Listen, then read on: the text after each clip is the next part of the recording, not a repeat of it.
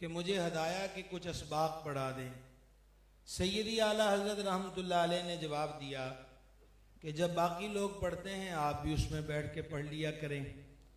کہا نہیں، مجھے الگ سے بالا خانے پر لوگوں کی نظروں سے الگ پڑھائیں۔ تو فرمایا یہ کوئی چوری کا مال نہیں ہے، فقہ کی کتاب ہے کہ آپ کو الگ سے پڑھائی جائے۔ چند روز رہے اور پھر وہ بریلی سے رخصت ہو گئے۔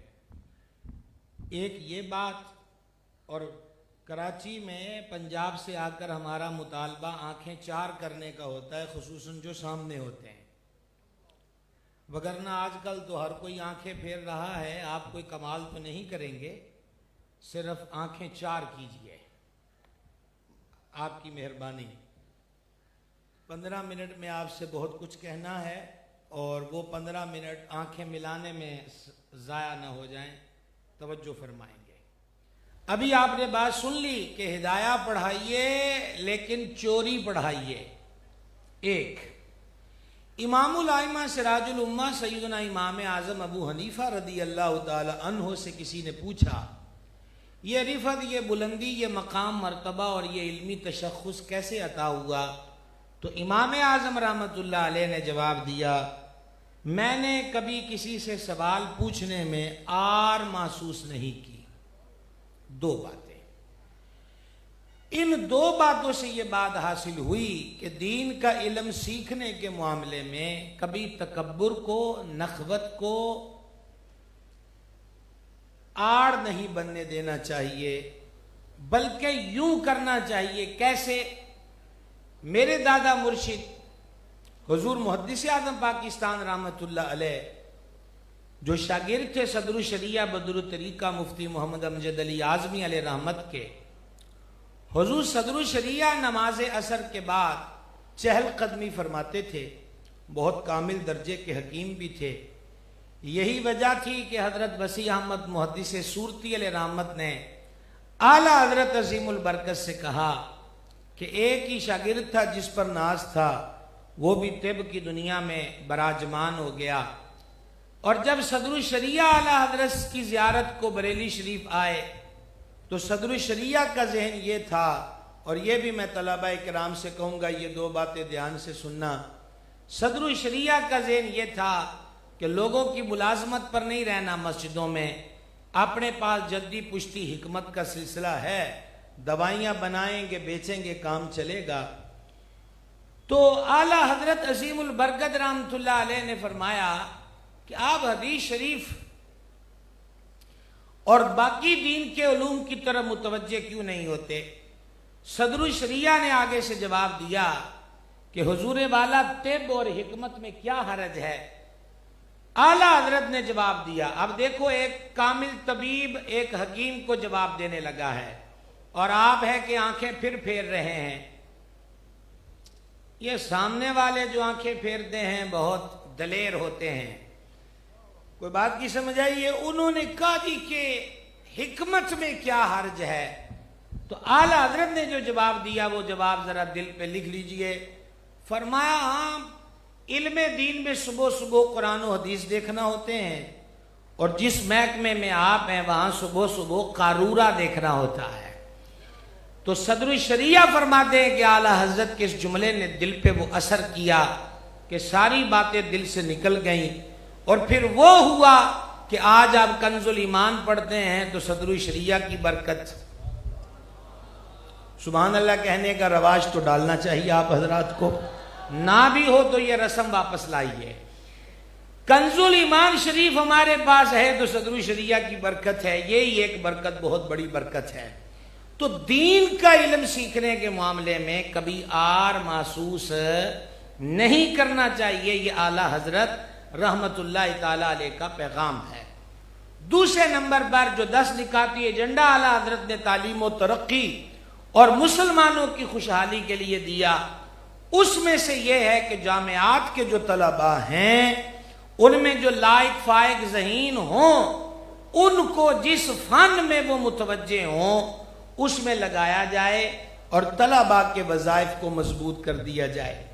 میں حیران ہوں کہ بریلی کے تاجدار کی نظر 2023 پر بھی تھی، جب اشیاء خرد و نوش مہنگی ہو گئی تو امام احمد رضا یہ چیز دے رہے ہیں کہ طلباء کے وظائف مقرر کیے جائیں۔ معلوم ہوا کہ جب طلباء کے وظائف مقرر ہونے چاہیے تو اساتذہ کی کس قدر خدمت ہونی چاہیے۔ سمجھ آ گئی بات کی؟ چوتھے نمبر کی طرف آئیں۔ اعلیٰ حضرت عظیم البرکت رحمۃ اللہ علیہ اس بات کی حوصلہ افزائی کرتے تھے کہ جو لکھاری ہو اس شعبے میں اس کی معاونت کی جائے، جو مناظرے کے شعبے سے ریلیٹڈ ہو اس شعبے میں اس کی ہیلپ کی جائے۔ الغرض جو طالب علم جس فن میں ماہر ہو، آج کل تو معذرت کے ساتھ ہمارے اداروں کے طلباء معذرت کے ساتھ سما خراشی پر بھی عفو کا ملتجی ہوں، اور طبع نازا پہ گراں گزرے تو تب بھی معافی کا خواستگار ہوں۔ آج کل تو اکثر ہمارے موبائل کے ماہر ہیں، اور موبائل کی دنیا میں اتنے گرم سرد رہتے ہیں کہ الامان والحفیظ۔ چاہیے یہ کیا چاہیے؟ آج بھی وہ شیخ الحدیث موجود ہیں، انہوں نے مجھے ایک ختم بخاری میں ہم جمع ہوئے تھے کینٹ میں، تو میں نے پوچھا جی کہ کیسے پڑھا جا سکتا ہے؟ آج اگر آپ 40 سال پہلے کی بات آج کے طالب علم کو سمجھائیں تو انہوں نے کہا کہ جنگل ہو، کتاب ہو، استاد ہو، شاگرد ہو اور کچھ نہ ہو۔ اب موبائل کے بعد جنگل کی بات پہ طلبہ سبحان اللہ کیوں کہیں گے؟ مجھے پتا ہے میں نے اس خاردار وادی میں قدم رکھ دیا، لیکن یہی حقیقت ہے۔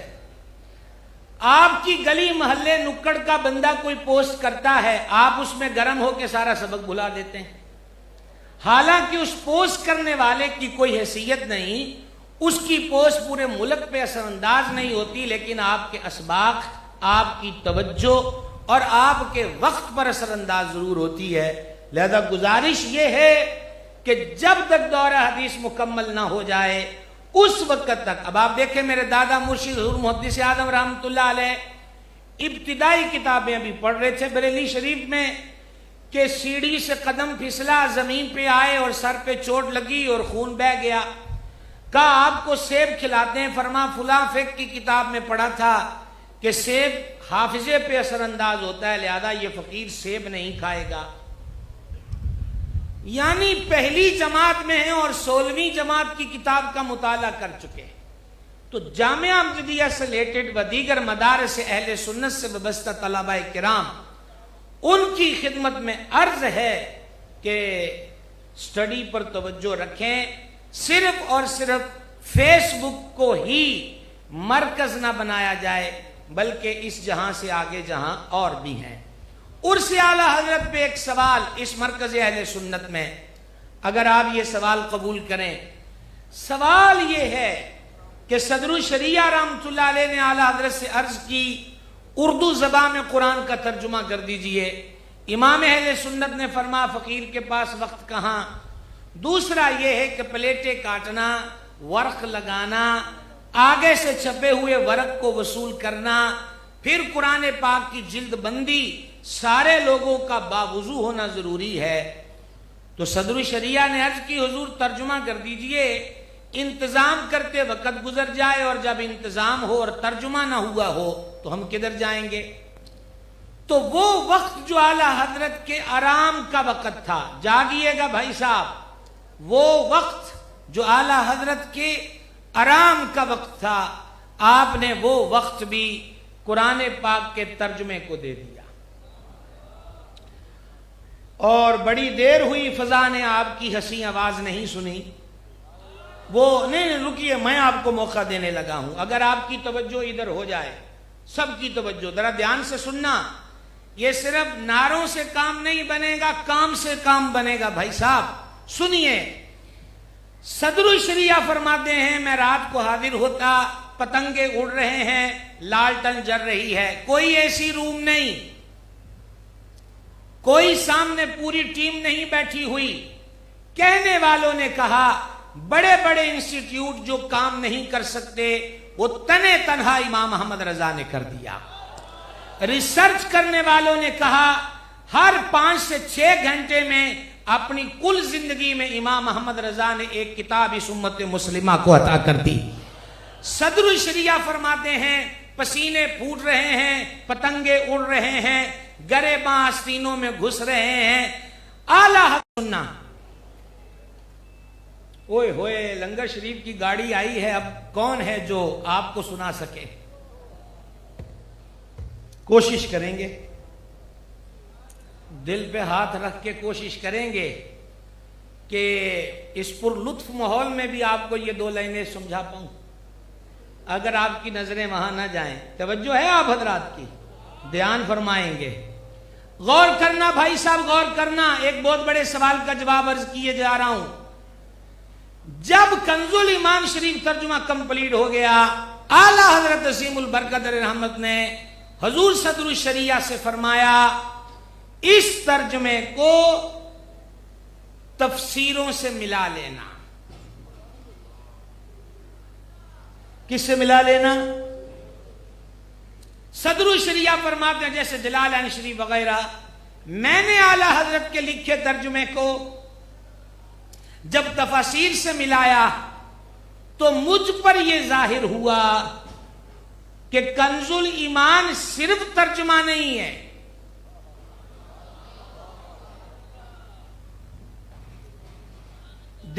دیکھ سے زیادہ آواز نہیں آپ کی،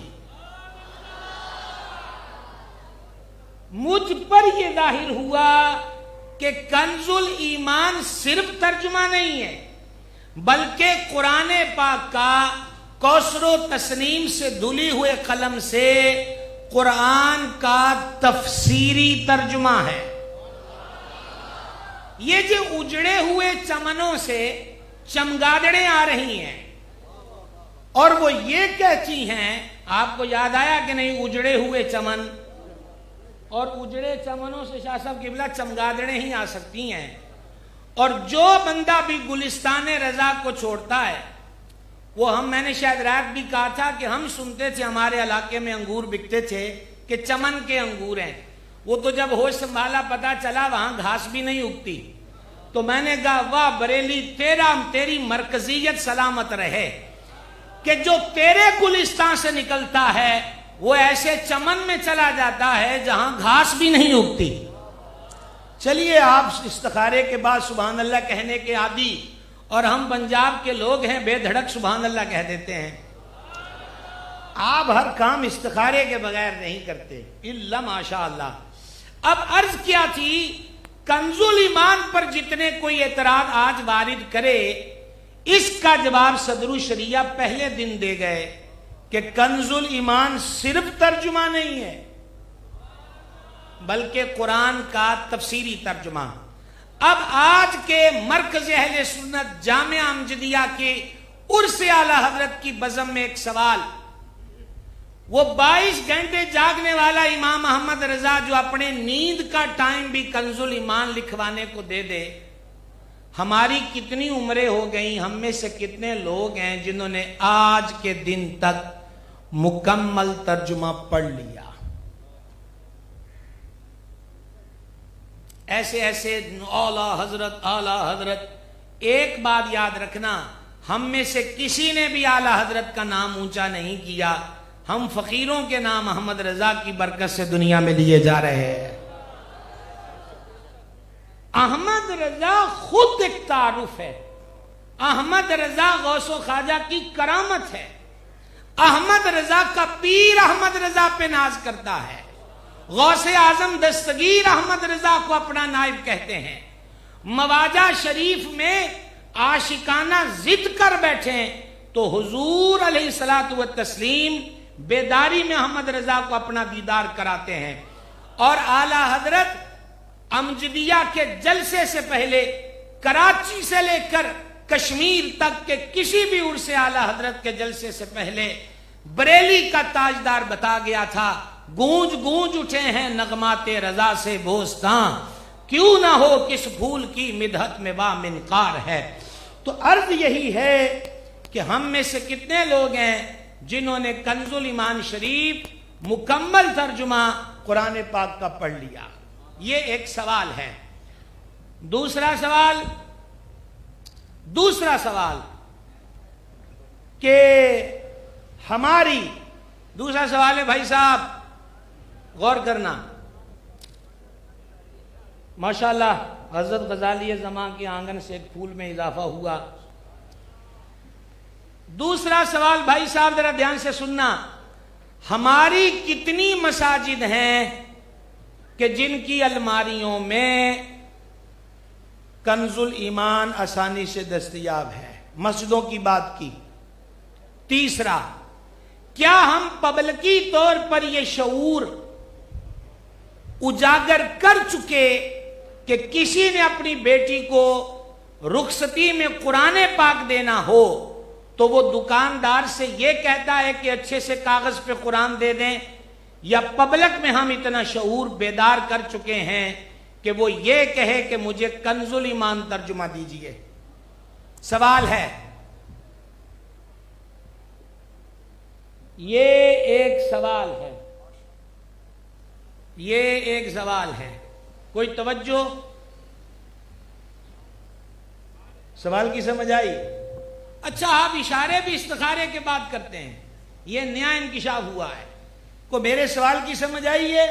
میری گلی محلے کا فرد اگر کسی بک سینٹر پہ جاتا ہے تو وہ یہ کہتا ہے کہ بیٹی کو رخصت کرنا ہے، قرآن پاک دے دیجئے، یا یہ کہتا ہے کہ کنز الایمان ترجمہ دے دیجئے. اگر کنز الایمان میرے گلی کے ہر فرد کی زبان پہ نام نہیں آیا تو مجھے اپنی امامت کے ٹنور اور امامت کی خدمت کے عرصے پر نظر ثانی کرنے کی ضرورت ہے کہ میں محلے کا امام ہو کر 100 گھروں کو امام احمد رضا کا تعارف کیوں نہیں کروا سکا. مجھے پتا ہے یہ تو اور تلخ بات ہے، سبحان اللہ کا موقع تو ہم نے خود گنوا دیا. ایک بات. چوتھی گزارش، کراچی مرکز ہے، ہمارے ہاں پنجاب میں بڑی پیاری کتابیں آتی ہیں اور آد و وظائف کی کتابیں بھی ملتی ہیں، یہاں کے اشتہار بھی بہت قیمتی ہوتے ہیں. ایک پیغام احمد رضا کے شہزادے کی زبان سے، اعلیٰ حضرت کے شہزادے حضور مفتی اعظم عالم اسلام سرکار شاہ مصطفیٰ رضا خان نوری رحمت اللہ علیہ تعویذ دیتے، اور تعویذ کے ساتھ آپ فرماتے تھے کہ استعمال سے پہلے صدقہ دے دیا جائے. کیا کر دیا جائے؟ مہمان حضرات بولیں گے، صدقہ دے دیا جائے. اور اب سننا صدقہ کیسا؟ بکرے قبرستان میں پھینکنے، سری چھت پہ پھینکنی ہے اور مرغی چوراہے پر نہیں.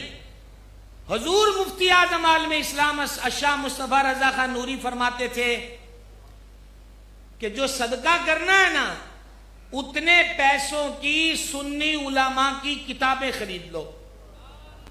سبحان اللہ. اتنے پیسے کی سنی علماء کی کتابیں خرید لو جو عقیدہ حق کی حمایت میں ہو اور عقیدہ باطلہ کے رد میں ہو. تو شہزادہ اعلیٰ حضرت کہتے ہیں صدقہ بھی ہو جائے گا اور دین کی اشاعت بھی ہو جائے گی. آواز کمزور ہے. اور پانچویں ضروری بات یہ ہے کہ کتاب خرید لی جائے تو شاید 2 ورقے پڑھے بھی جائیں، اور کتابیں ریوڑیوں کی طرح بڑھتی رہیں تو الماریوں میں سجتی رہتی ہیں. اور چھٹی گزارش یہ ہے، اور اس کے بعد 7ویں آخری ہوگی. چھٹی گزارش یہ ہے کہ فتاوی رضویہ شریف صرف اور صرف آنے والے مہمانوں پر اچھا اثر چھوڑنے کے لیے ہم اپنے گھر کی الماریوں میں نہ رکھیں، کبھی اس کو نکالا بھی کریں، ٹیشو سے صاف بھی کیا کریں، کوئی 2 ورق اندر پڑھ بھی لیا کریں. یہ بار دیکھ رہا ہوں کہ عرص اعلیٰ حضرت پر رعایت کی قیمت پر ماشاءاللہ جس نے بھی پیشکش کری اللہ اس کو جزا دے، لیکن یہی ہے کہ 30,000 والا 11,000 میں مل گیا تو اس کو تعویذ کی طرح بند کر کے نہ رکھیے، پڑھ لیجئے. آپ نے صرف فتاوی رضویہ پڑھنا ہے، محنت کی آپ کو ضرورت نہیں، محنت صرف پڑھنے کی ہے. گل امام احمد رضا آپ ہی سمجھا لینا ہے. اور آخری گزارش، جن حضرات کے سروں پر آج یہ تاج سجے گا، حضرت والا مرتبہ صاحبزادہ محمد ریحان رضا صاحب قبلہ اور ان کی پوری ٹیم جو دن رات محنت کرتی ہے. جامعہ امجدیہ سے فارغ ہونے والوں، میں نے جامعہ نظامیہ کے منچ پہ کھڑے ہو کے عرض کیا تھا کہ آج آپ فارغ نہیں ہو رہے بلکہ آج آپ پھنس رہے ہو. وہاں تو ہم نے پنجابی میں کہا تھا، پنجابی کا ترجمہ کرتے اتنا وقت آپ پہ کون صرف کرے. آج آپ پکڑے گئے ہو. کیسے پکڑے گئے ہو کہ آج آپ کے سر پہ پگڑیاں باندھ دی جائیں گی. اب آپ کے سر اپنے نہیں رہے، دستار والوں کے ہو گئے. اور ایک بات یاد رکھنا کہ جب امجدیہ میں آئے تھے تو یہ دستار نہیں تھی جو آج ملے گی. اب امجدیہ آپ کو بھیج رہا ہے دستار دے کر. اس دستار کی لاج رکھنا، قول سے، عمل سے، فعل سے، کردار سے، گفتار سے وہ اچھا اثر چھوڑنا کہ جس گھوٹ، جس گاؤں، جس علاقے کے اندر جاؤ وہ علاقے والے بھی تعریف کریں کہ تم کسی اچھی جگہ سے آئے ہو. ٹھیک ہے، ہمارے قول و فعل و عمل سے ہمارے مراکز پہ انگلیاں نہیں اٹھنی چاہیے.